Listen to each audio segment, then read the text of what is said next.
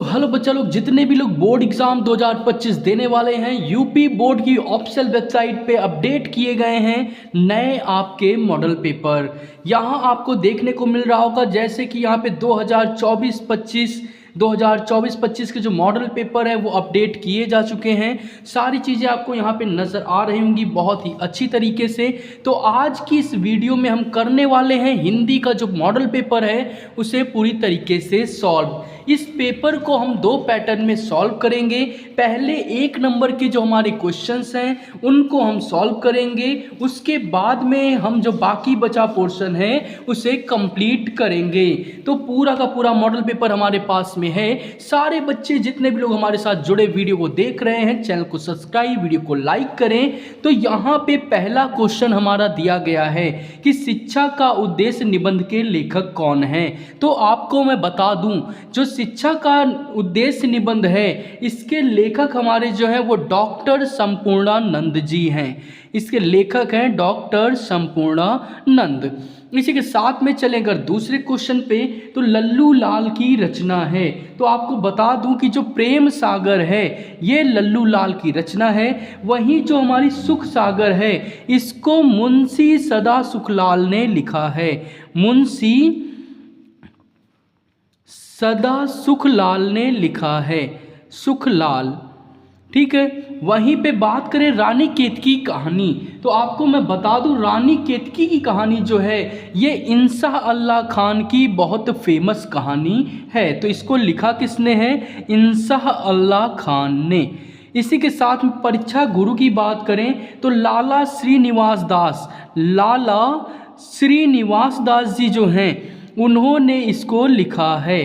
तो ये चीज़ आपको याद रखनी है। इसी के साथ में चलते हैं नेक्स्ट क्वेश्चन पे, पर्दा कहानी के लेखक कौन हैं। तो आपको बता दूं कि पर्दा कहानी जो है उसको यशपाल ने लिखा है।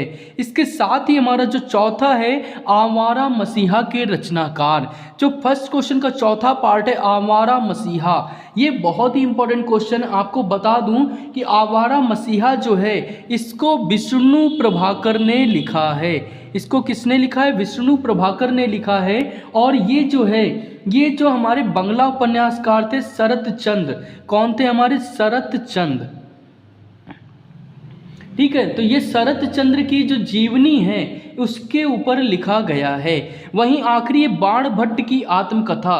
तो आपको बता दूं जब भी ऐसा क्वेश्चन आए तो आपको सीधे सीधे से याद रखना है हजारी प्रसाद द्विवेदी जी को। तो आत्मकथा जो बाण भट्ट की है उसको लिखा है हजारी प्रसाद द्विवेदी ने। इसी के साथ में फर्स्ट क्वेश्चन के हमारे पांचों पार्ट कंप्लीट हो गए। चलते हैं क्वेश्चन नंबर 2 की तरफ। तो क्वेश्चन नंबर 2 हमारा क्या कहता है कि कामायनी किस युग की रचना है। कामायनी जो है ये छायावादी युग की रचना है, आधुनिक छायावादी युग की रचना है कामायनी। निम्नलिखित कवियों में से कौन प्रगतिवादी युग का कवि है। तो आपको बता दो प्रगतिवादी कवि युग की बात अगर आएगी तो रामधारी सिंह दिनकर जो हैं ये प्रगतिवादी कवि हैं हमारे। इसके बाद में आता है तार सप्तक का प्रकाशन वर्ष। तो आपको बता दूं तार सप्तक जो है ये 1943 ईस्वी में प्रकाशित हुआ था। द्विवेदी युग की रचना नहीं है। ध्यान देने वाली बात है, बच्चे ऐसे क्वेश्चंस में गलती करके आते हैं, उनको लगता है रचना है, यहाँ पूछ रहा है रचना नहीं है। तो आपको मैं बता दूं कि प्रिय प्रवास जो है ये द्विवेदी युग की रचना नहीं है। ठीक है। ये जो है हमारी यह खड़ी बोली का पहला जो महाकाव्य है, ठीक है, उसका है। और इसकी रचना किसने की है? अयोध्या सिंह उपाध्याय हरियोध ने। अयोध्या सिंह उपाध्याय हरियोध।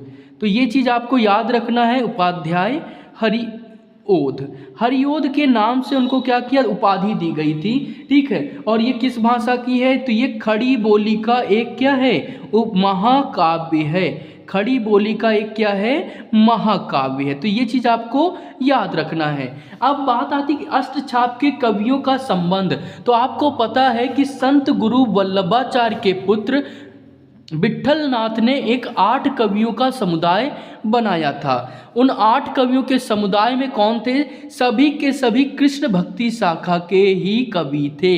बात करें अगर इनके नाम की तो मैं आपको बता दूं, सबसे पहले इसमें नाम आता था सूरदास का। सूरदास के बाद में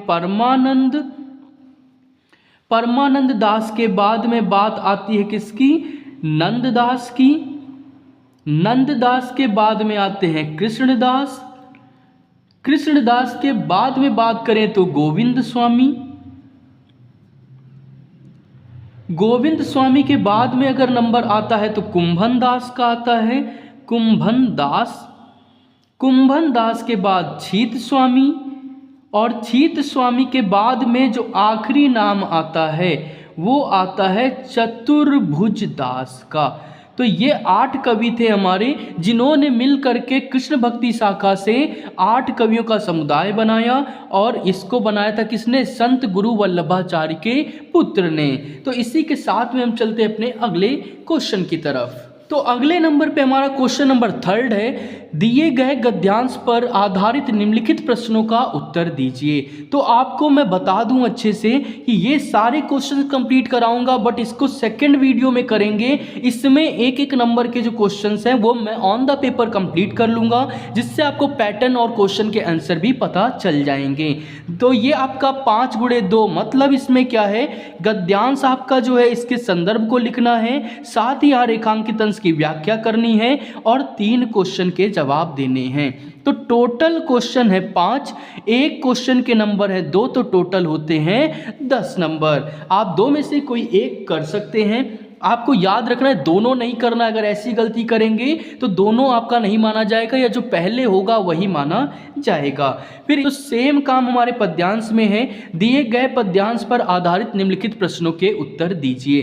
तो यहाँ पे भी सेम है, 5 क्वेश्चन होंगे जिसमें एक संदर्भ होगा और एक रेखांकित अंश की क्या होगी? व्याख्या होगी, और 3 क्वेश्चन होंगे। तो टोटल मिला के 5 क्वेश्चन होते हैं, 2 नंबर का एक क्वेश्चन है, तो 10 नंबर यहाँ से आपको मिल जाएंगे।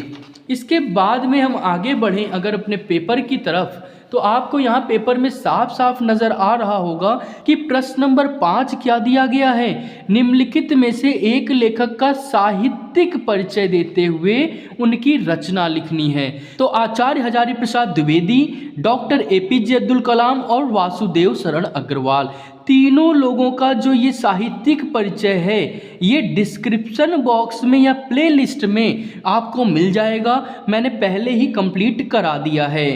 तो यहाँ से आपको 3+2, 3 नंबर साहित्यिक परिचय के और 2 नंबर इनकी रचनाओं के, तो टोटल 5 नंबर मिलते हैं। तो इसके बाद में क्या, निम्नलिखित में से किसी एक कवि का साहित्यिक परिचय देते हुए उनकी प्रमुख रचना।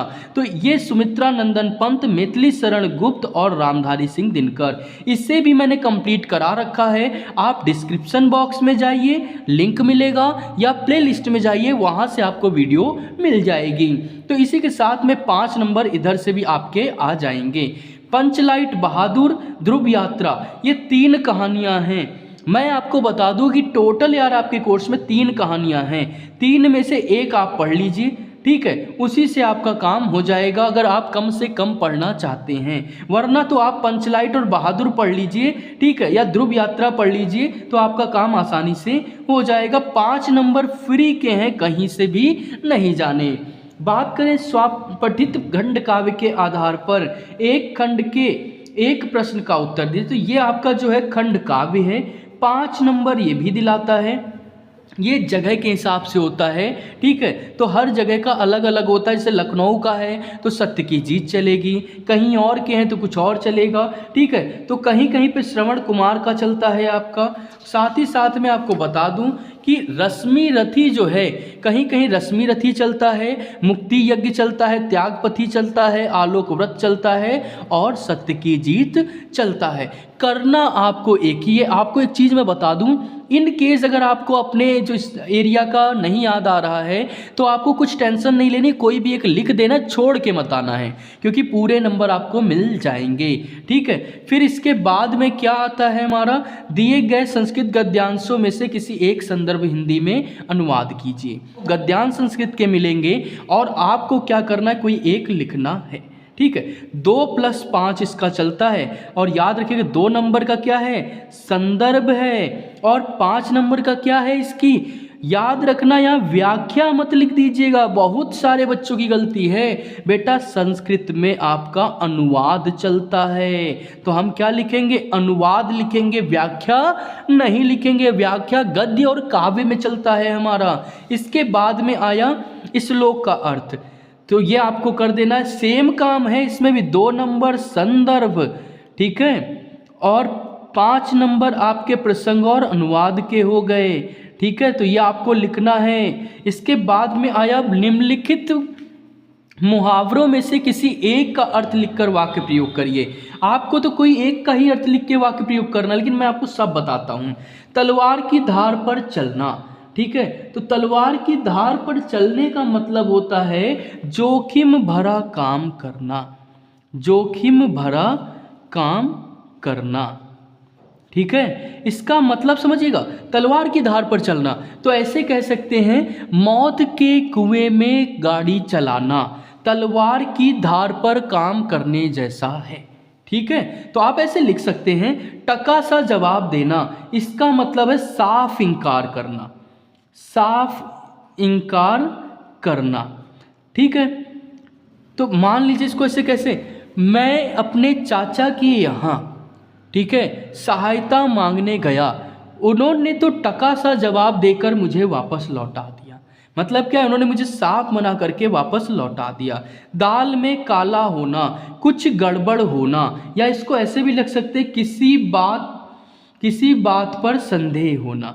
ठीक है, चाहे आप लिख दीजिए क्या, कुछ गड़बड़ होना, ठीक है, या आप लिख सकते हैं क्या, किसी बात पर संदेह होना, किसी बात पर संदेह होना। ठीक है, इसी के साथ में अगला क्या है, नमक मिर्च लगाना। तो नमक मिर्च का मतलब क्या है, बढ़ा चढ़ाकर बोलना, बढ़ा चढ़ाकर बोलना। ठीक है, तो दोनों के मैं वाक्य आपको बता दूं। दाल में काला होना, आज सोहन ने मुझसे कहा कि वो स्कूल नहीं गया था, उसके सर में दर्द था, मुझे तो कुछ दाल में काला लग रहा है।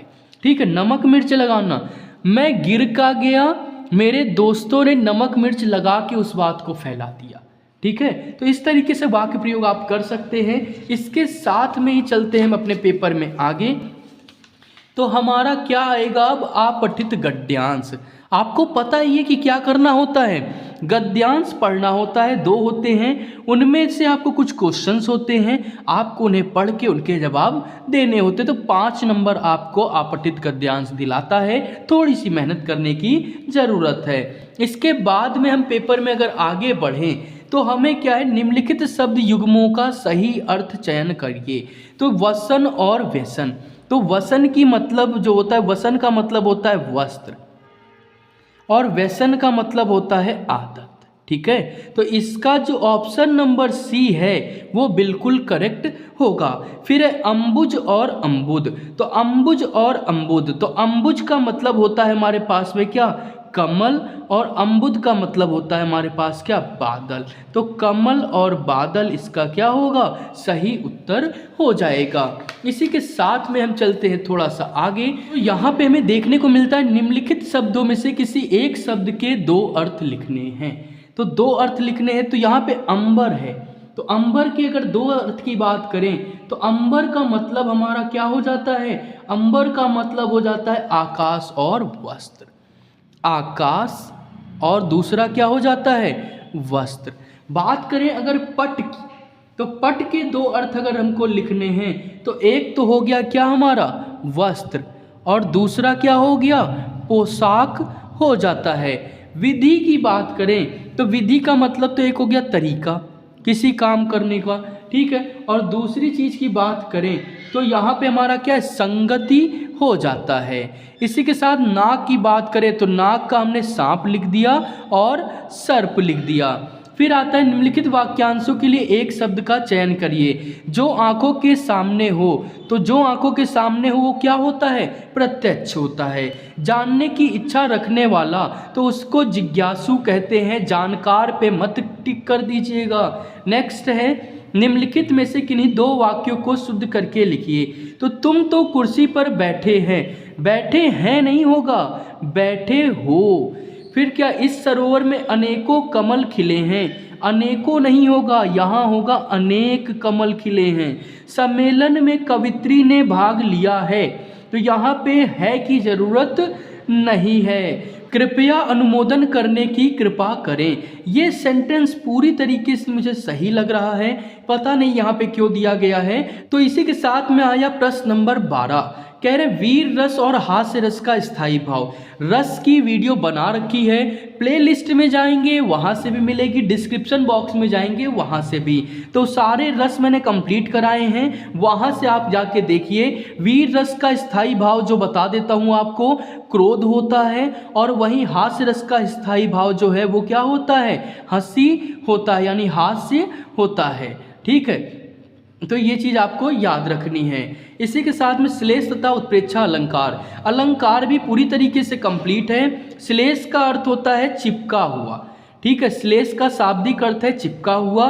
उत्प्रेक्षा का मतलब होता है संभावना।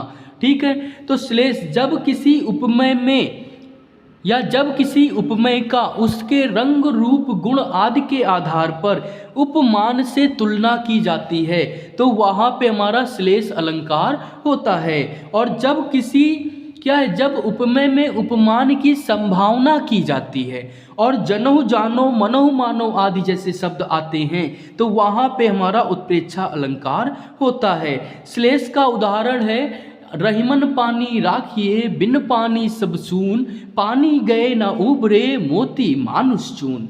उत्प्रेक्षा का है सोहत ओढ़े पीतु पटु श्याम सलोने गात, मानो नीलमन शैल पर आतप परियो प्रभात। वहीं वीर रस की बात करें तो चढ़ चेतक पर तलवार उठा करता था भूतल पानी को, राणा प्रताप सिर काट काट कर करता था सफल जवानी को।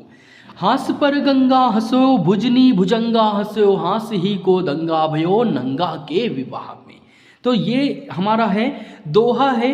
दोहे आपको इतने सारे याद हैं, ठीक है, आप कोई भी लिख सकते। बड़ा हुआ तो क्या हुआ, जैसे पेड़ खजूर, पंछी को छाया नहीं, फल लागे अति दूर। और सोल्ठा भी मैंने कराया है, मात्रा लगाना भी सिखाया है। तो सब कुछ आप वहाँ से देख सकते हैं। पूरे 4 नंबर आपको यहाँ से मिल जाएंगे। इसके बाद बात आती है बैंक में खाता खुलाने के लिए प्रबंधक को आवेदन या प्रार्थना पत्र या शहर में फैली संक्रामक बीमारी की तरफ से जिला अधिकारी का ध्यान आकर्षित करने हेतु आवेदन पत्र। इसको मैं अगली वीडियो में कराऊंगा बहुत ही डिटेल में। तो आपको हमारे चैनल पे जुड़े रहना है, चैनल को सब्सक्राइब, वीडियो को लाइक जरूर करना है। फिर आया किसी एक पे हमें निबंध लिखना है, तो आपको मैं बता दूं कि भाषा शैली यहाँ पे आपको क्या करना है, निबंध लिखना है। तो निबंध का पैटर्न आपको पता है, सबसे पहले रूपरेखा, रूपरेखा के बाद में आखिरी में हमारा क्या है, पहले नंबर पे पहले प्रस्तावना आएगा, उसके बाद आखिरी नंबर पे हम क्या डालेंगे, उपसंहार डालेंगे, और इनके बीच में जितनी चाहें उतनी हेडिंग लिख सकते हैं। देश में बेरोजगारी, आतंकवाद की समस्या समाधान, वृक्षारोपण का महत्व, विद्यार्थी और राजनीति, देश की समृद्धि और विकास में समाचार पत्रों की भूमिका। तो ये है आपके क्लास 12th का पूरा हिंदी का मॉडल पेपर, जिसको अप्रॉक्सीमेटली 40 नंबर के आसपास तक हमने सॉल्व कर लिया। बाकी बचा हुआ जो क्वेश्चन पेपर है वो हम सॉल्व करेंगे अपनी अगली वीडियो में। ऐसे ही और भी मॉडल पेपर्स को सॉल्व करने के लिए हमारे चैनल को सब्सक्राइब करें, वीडियो को लाइक करें, साथ ही साथ दोस्तों के साथ शेयर करना बिल्कुल ना भूलें। धन्यवाद।